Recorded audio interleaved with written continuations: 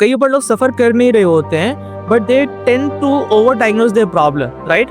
अगर मैं लोनलीनेस नहीं सफ़र कर रहा हूँ but even I will think that okay I am going through loneliness, मेरे साथ कोई नहीं है, हल्का सा मुझे एंजाइटी हो रहा है तो मैं सोचने लगता हूँ कि मुझे एंजाइटी डिसऑर्डर ही हो गई है। तो ये क्यों हो रहा है? To answer this question, we don't have enough of data कि ये हो रहा है कि नहीं, पर yes, on a personal note, if I have to say that there has been an upward trend in people coming with self-diagnosis, okay?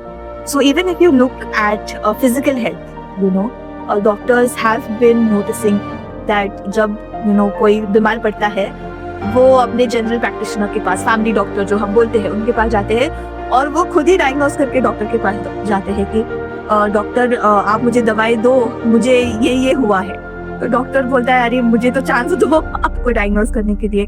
सो ये physical health में भी ट्रेंड हमें दिख रहा है कि बहुत सारे लोग सेल्फ डायग्नोसिस कर रहे हैं। Okay, so there is like a slight difference between self diagnosis, over diagnosis and being aware of what is happening to you.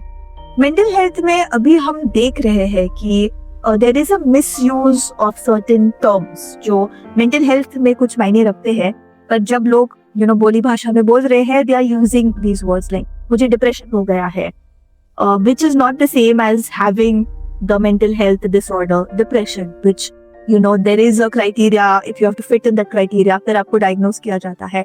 तो बहुत लोग ये शब्द यूज कर रहे हैं।